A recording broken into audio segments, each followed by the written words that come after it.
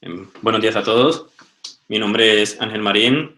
Hago parte del servicio de radiología intervencionista de los hospitales Vall d'Hebron de Barcelona y Arnau Vilanova de Lleida.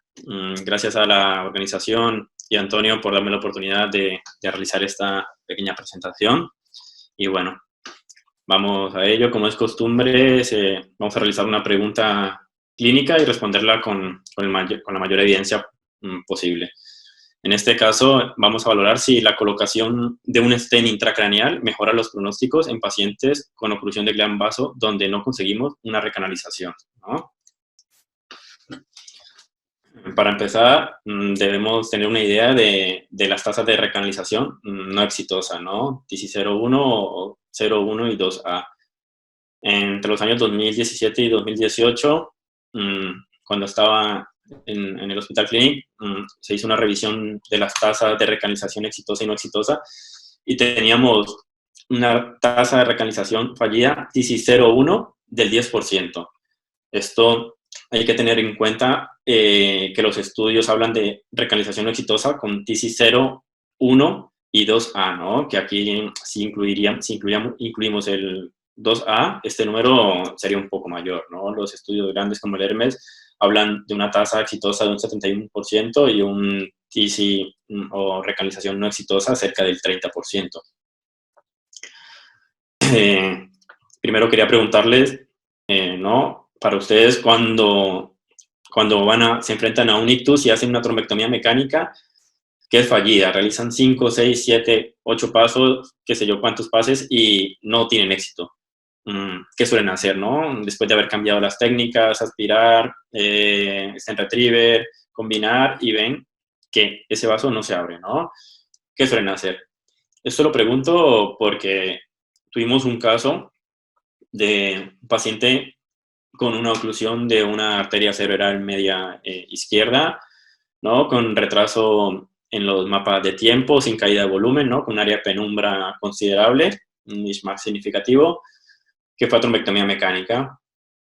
Se confirmó la oclusión del vaso y tras realizar, ¿no?, intentos con stent retriever, ¿no?, múltiples intentos, inclusive se llegó a colocar doble stent retriever y no se logró una recanalización, ¿no? Al final quedó ese vaso tapado y posteriormente el paciente hizo un extenso infarto en todo el territorio de la cerebral media izquierda, ¿no? Esto nos llevó a realizar un estudio bibliográfico, ¿no? A cuestionarnos esta pregunta de qué más hacer y si hay alguna cosa adicional, ¿no? Y nos encontramos primero con este estudio, si vamos desde los más antiguos a los más recientes, ¿no? Ese es el primer estudio que se publicó en el 2018 de un grupo coreano, donde quieren valorar el stenting de rescate en pacientes con trombectomía mecánica fallida en el ictus. Ellos inician en su introducción hablando de que la tasa de recanalización fallida es cerca del 29%, ¿no? Que lo vimos hace poco en el Hermes, y que una recanalización exitosa es, digamos, el factor más importante de cara a un buen outcome después de un ictus. Entonces, la propuesta del estudio fue valorar si un stenting de rescate mejora el outcome clínico en pacientes con trombectomía mecánica fallida. Ese estudio fue un estudio, un análisis retrospectivo de cohortes de 16 centros entre el 2010 y el 2015. Se valoraron los pacientes que fueron a una trombectomía mecánica usando o bien stent retriever o sistemas de aspiración y que tuviesen un ranking valorable a los 3 meses. Se incluyeron lesiones en tándem y se excluyeron disecciones intracraneales y oclusiones bilaterales. Después, bueno, empezaron a reunir los pacientes y les aplicaron unos criterios de inclusión, ¿no? De todos los pacientes que habían ido a trombectomía y tenían ranking a los 3 meses, escogieron aquellos que, pacientes mayores de 18 años, NIH mayor a 4, clínica punción menor de 600 minutos, un ranking previo del paciente 0 o 1, valoración de las colaterales, bueno, que tuviese colaterales valorables, y una recanalización también valorable, y que tuviesen o bien una ICA intracraneal o un segmento M1 ocluido. Tras aplicar, ¿no?, todos estos criterios de inclusión, quedaron 591 pacientes. De esos pacientes fue una trombectomía que, como fue una trombectomía mecánica, la gran mayoría, la trombectomía mecánica fue exitosa, ¿no? Estos que la trombectomía fue exitosa, los excluyeron también. ¿Qué nos quedó? Pacientes con trombectomía mecánica no exitosa. De esos pacientes de trombectomía mecánica fallida, hubo unos a los que no se hizo nada más y a otros a los que se le llevó a stenting de rescate. ¿Qué se hizo? Se comparó estos dos grupos, ¿no? El stenting de rescate en trombectomía fallida. Tenían, ¿no?, valoración por imagen, ¿no?, controles por imágenes 3 días después del tratamiento. Si los pacientes deterioraban clínicamente, se realizaba un TAC, ¿no?, de inmediato, y se definió hemorragia intracraneal sintomática como empeoramiento del NIH más de 4, que no era atribuible a otra causa. ¿Qué se hizo con los dos grupos, no? Tenemos los 148 pacientes, 100 sin stenting y 48 con stenting, todos estos con trombectomía fallida.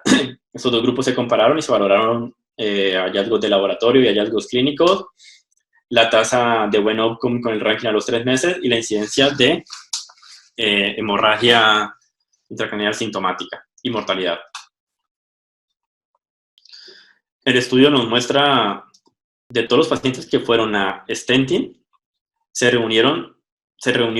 agruparon, ¿no? Se agruparon las principales indicaciones de la colocación del stenting, ¿no? Y se encontraron que fueron estas, ¿no? Uno, que la oclusión era altamente sospechosa de que fuese de causa aterosclerótica. Otra indicación fue que se recluía muy rápidamente después de la trombectomía mecánica. 3, un mismatch entre la clínica y el aspect, con una importante clínica con H mayor a 8 y un buen aspect de 9 o 10. Lo otro fue un buen flujo anterogrado tras colocar o abrir el stent trigger, donde observaban un TC 2B o 3 cuando abrían el stent trigger y que aguantaba por lo menos 10 minutos, pero que inmediatamente retiraban el stent trigger, pues se ocluía el vaso. Y la otra indicación para colocar el stent fue que había una estenosis o un compromiso residual después de la trombectomía mecánica. En cuanto a los stent que se utilizaron, hubieron varios tipos y marcas. El mayor fue Solitaire, Wingspan, Enterprise, stent balón expandible. Sin embargo, no encontraron diferencias significativas entre el uso del uno o el otro. La recanalización de los que se llevaron a stent fue exitosa en el 64%, ¿vale? En el resto, el stent, digamos que falló y no hubo complicaciones durante el procedimiento. Si vamos a la tabla donde comparan, ¿no?, las características clínicas y outcome entre los grupos de no stenting y stenting de rescate, vamos a destacar simplemente esto de aquí abajo, que creo que es lo más importante, donde vemos que la hemorragia intracraneal entre los dos grupos fue del 20 y del 16%, sin diferencias significativas, y el ranking vemos que pasa de un 22% de un ranking favorable, un 22% solamente en el grupo que no se stentó, a casi un 40% en los pacientes que se stentaron, estadísticamente significativo, ¿no? Cuando vemos los pacientes que tuvieron un outcome positivo y se hace un análisis multivariable, vemos, digamos, las características que se correlacionaron con un buen ranking, ¿no?, con un buen desenlace, y vemos que lo que se asociaba a un mayor desenlace fueron las buenas colaterales, un mejor NIH y el stenting de rescate, ¿no? Por sí solo ya se correlacionaba con un buen pronóstico, hasta 4 veces más probabilidad de tener un buen pronóstico de los pacientes con un ranking 0-1-2 al cabo de 3 meses. Luego aquí, de una manera más gráfica, cómo se comparan los distintos grupos, ¿no? Primero, tenemos cuando se hace una trombectomía mecánica exitosa, que tenemos que hasta un 55% alcanzan un ranking favorable a los 3 meses, un ranking 0, 1, 2, con una trombectomía exitosa. Cuando no es exitosa, pero se coloca un stent de rescate, alcanzamos a conseguir casi un 40% de un buen ranking a los 3 meses. Pero si no hacemos absolutamente nada, cuando ha fallado la trombectomía mecánica, se queda solamente en un 22%, ¿no? O sea, casi la mitad. Ahora, si valoramos los pacientes que se llevaron a un stenting de rescate y ese stenting fue favorable, que se abrió el vaso con el stent, alcanzamos un 54% de buen ranking 0,12 a los 3 meses, que es casi equiparable a una trombectomía exitosa, ¿no? Aquí vamos, si lo ordenamos digamos, de mayor a menor, tenemos que si hay una trombectomía exitosa, se alcanza un 55% de buen outcome a los 3 meses, ¿no? De buen ranking. Y si ponemos un stent y ese stent es exitoso, tenemos un 54%, casi lo mismo, ¿no? Y el solo hecho de colocar un stenting de rescate, sea exitoso o no, alcanzamos un 40%, ¿no? Vemos cómo esos datos son bastante diferentes a una trombectomía no exitosa o simplemente no exitosa y no hacer nada, que se queda casi sobre el 20% de un outcome favorable con un buen ranking a los 3 meses.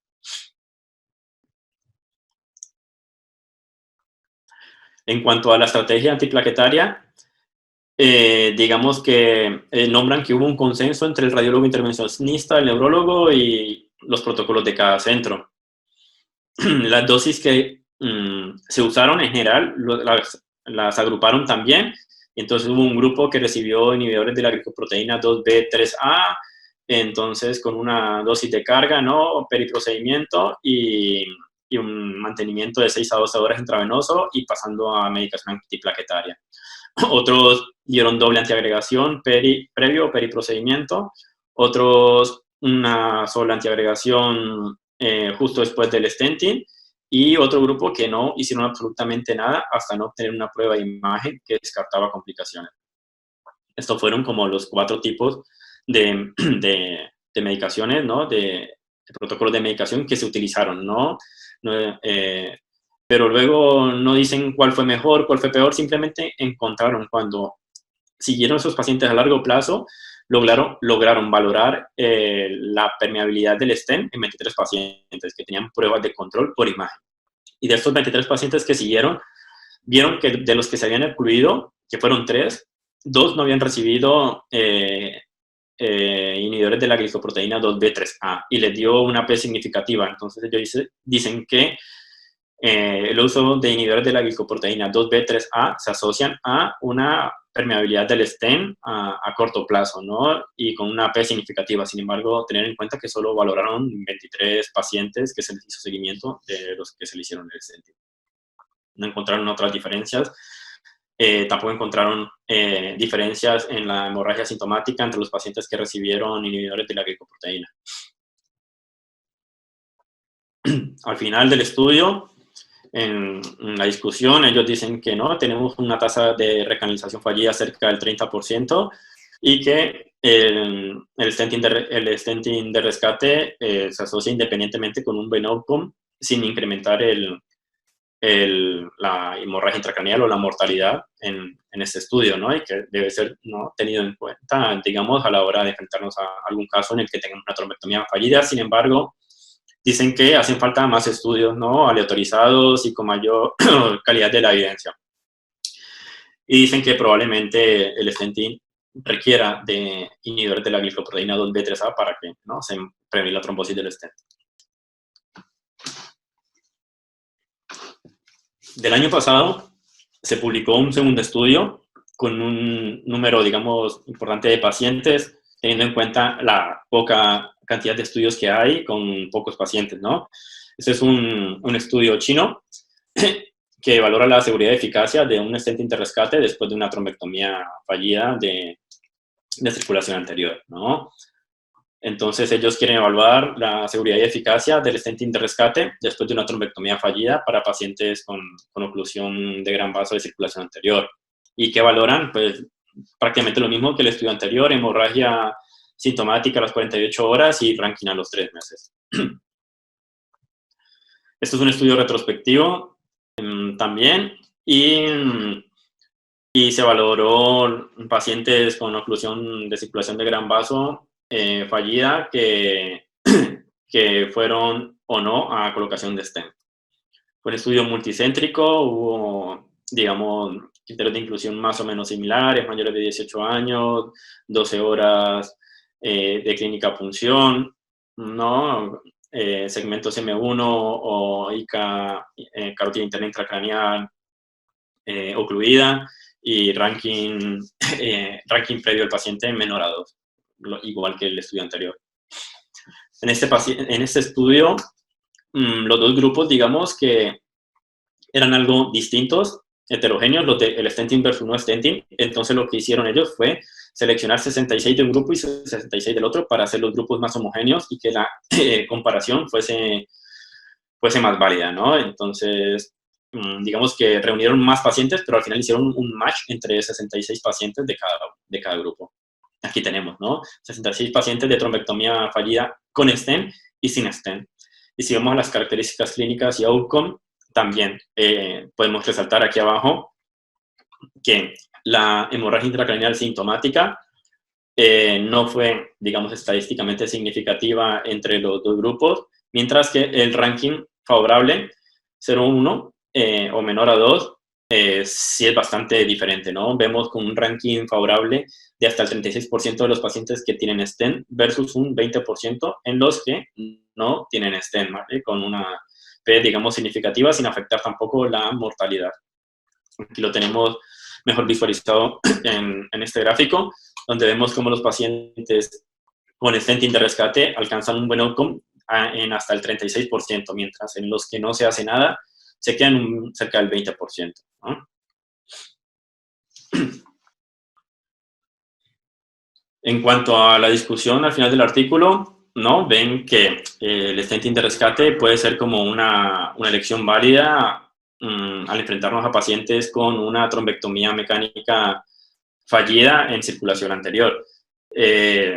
Limitaciones, que es un estudio retrospectivo, las intrínsecas, ¿no? a este tipo de estudios. Luego también que la elección de los pacientes que fueron a stenting dependía mucho del operador y de la experiencia que tuviese. Y también el manejo de la antiagregación y de la medicación también dependía en base a la experiencia del neurointervencionista y de su equipo y de su centro.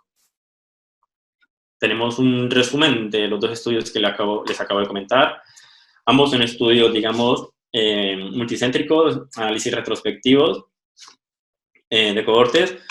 Uno con un grupo de control de 100 pacientes versus 48 tratados con stenting en trombectomía fallidas, y en el otro se hizo un match entre 66 y 66 pacientes, un match 1-1, ¿vale?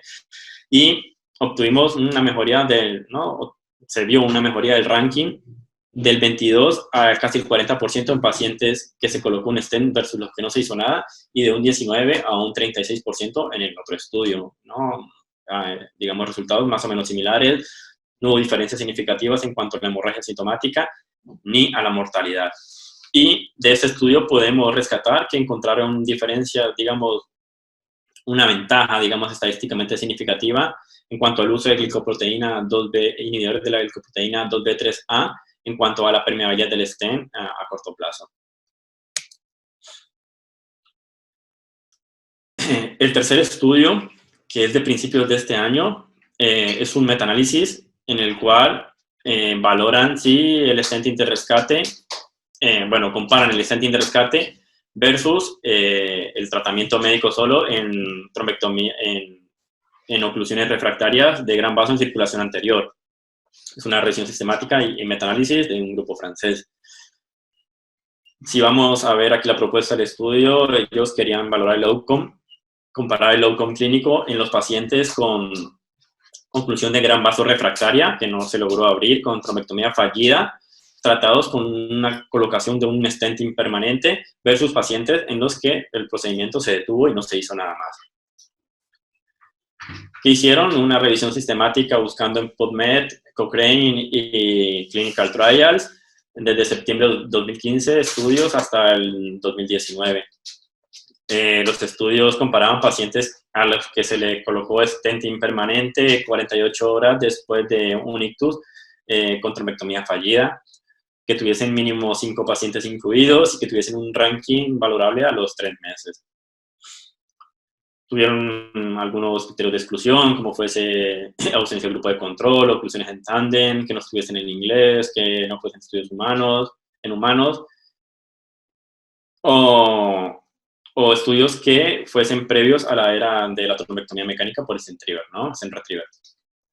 ¿No? Después de hacer sus criterios de selección, se quedaron con 4 artículos. Aquí tenemos los 4 artículos que reunió el metaanálisis. Si nos detenemos aquí, vemos que tenemos 2 estudios, el estudio de Chan y colaboradores y de Peng, que son los 2 estudios que les acabo de exponer. Uno con 48 pacientes en el grupo de stenting y otro con 66. Les expliqué estos 2 porque si vemos son los pacientes que más pacientes, estos estudios son los que más pacientes aportan, ¿no? Vemos que los otros grupos, los otros estudios tienen 23 y 12 pacientes cada uno de los que fueron a terapia de stenting. Todos tenían, digamos que unas características similares e equiparables. Y vamos a ver los resultados que encontró este metaanálisis, ¿no? Al sumar todos los pacientes y el ranking ranking favorable, digamos, a los 90 días, vemos cómo tiene un odds ratio cerca de 3, ¿no? Tenemos cerca de 3 veces más probabilidad de tener un desenlace favorable o un ranking favorable 0, 1, 2 al cabo de 3 meses en los pacientes que se realiza un stenting, ¿no? Versus a los que no se hace nada. En cuanto a la mortalidad, vemos un factor inclusive protector, no aumentó la mortalidad, inclusive está algo disminuida en los pacientes que se realizó stenting, y vemos como la hemorragia intracraneal sintomática con tendencia a tener un factor inclusive casi protector, pero no estadísticamente significativo para los pacientes en los cuales hubo stenting o no. Entonces, básicamente, tenemos mayor probabilidad de tener un buen ranking sin aumentar la mortalidad y sin aumentar la hemorragia intracraneal, ¿vale? En cuanto a la terapia antitrombótica, como les mostré, los 2 estudios que les mostré previamente, que son los que tienen más pacientes, no, digamos que no está disponible exactamente desglosada qué se usó en cada y cuál se asoció con mejor pronóstico, no hubo. Los otros 2 sí tienen, ¿no? Cada uno un protocolo distinto, pero son muy pocos pacientes. En cuanto a la discusión del metaanálisis, ellos dicen que la colocación de un stent intracraneal puede ser una técnica de rescate eficiente, dado a una importante mejoría clínica, que la colocación de un stent intracraneal permanente requiere terapia antitrombótica y que a esos pacientes que le han colocado terapia antitrombótica no se ha visto que aumente la mortalidad ni el número o las hemorragias intracraneales sintomáticas. Y que, como todos, se necesitan más estudios y sobre todo estudios aleatorizados, ensayos clínicos que, ¿no?, corroboren estos hallazgos o estos resultados. Aquí vamos a resumir un poco, ¿no? Ya teniendo los 2 estudios retrospectivos y el metaanálisis, los datos que encontramos, ¿no? Mejoría del ranking en los grupos que se colocó stenting, que llegamos casi cerca del 40% versus cerca de un 20% en los que no se hizo nada, con una probabilidad en el metaanálisis casi 3 veces mayor de tener un buen ranking a los 3 meses en los pacientes que se coloca un stenting. En ninguno de los estudios o ninguno de lo que se revisó, digamos, no hubo diferencias significativas en cuanto a la hemorragia sintomática intracraneal. Y lo único que se encontró en cuanto a la terapia antiplaquetaria es que se vio que el uso de inhibidores de la glicoproteína 2B3A pueden asociarse con permeabilidad del stent a corto plazo. Para terminar, quiero enseñarles un par de casos más de stenting intracraneal que se realizaron en el Hospital Clinic. Uno favorable, uno no. Paciente de 86 años con un síndrome hemisférico derecho al despertar de cirugía, con un NIH de 30. Vemos una oclusión de la arteria cerebral media proximal derecha. Vemos cómo se intentó realizar trombectomía con Stent Retriever, múltiples fases, y al final no exitoso. Se decidió en últimas realizar un stenting intracraneal porque no hubo forma de realizar la trombectomía mecánica, no hubo forma de abrir ese vaso y se decidió en algún momento dejar un stent. Se colocó el stent, pero el stent casi que inmediatamente terminaba ocluyéndose, se tapó al final del procedimiento y no hubo forma. Y al final terminó la paciente con un gran infarto derecho y un stent tapado.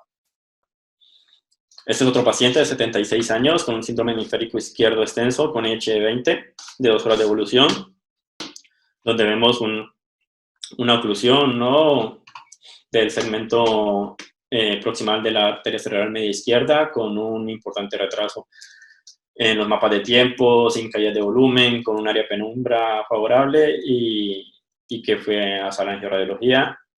Se hizo trombectomía con una, digamos, como estenosis residual que al final se decidió estentar con un buen resultado final.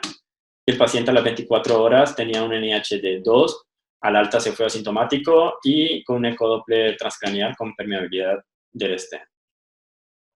Paciente favorable, otro no tenemos los datos exactos de los protocolos que se utilizaron de antiagregación, si se utilizó inhibidores de la glicoproteína o no, pero bueno, son dos casos que quería mostrar que cómo puede ir bien, que tanto puede ir bien como no el stenting. Y bueno, para terminar, simplemente dejo el interrogante de si colocamos un stent, sí o no, ante una trombectomía mecánica fallida en circulación anterior, ¿no? Teniendo en cuenta estos resultados favorables que acabamos de ver, ¿no? Cómo nos mejora el ranking dejar un stent que simplemente no hacer nada, ¿no? Como subimos y teniendo en cuenta, ¿no?, también estas, digamos, indicaciones que nos plantea el primer estudio, si nos podemos guiar en ella o si alguno tiene experiencia en alguna más, alguna indicación más. Y también está claro que hacen falta mucho más estudios, protocolizar y escoger bien los pacientes que vamos a llevar a stenting y también la terapia antiagregante, digamos que no está clara ni protocolizada en ninguno de los estudios y no sé si alguno tenga experiencia, digamos, con los stent intracraneal y nada, quiera compartir con nosotros, digamos, experiencias. Pero bueno, por los datos que hay hasta el momento, parece ser un procedimiento seguro y con un buen resultado que por lo menos favorece a los pacientes en los resultados de ranking a los 3 meses. Eso es todo. Muchas gracias por su atención. Muchas gracias a todos.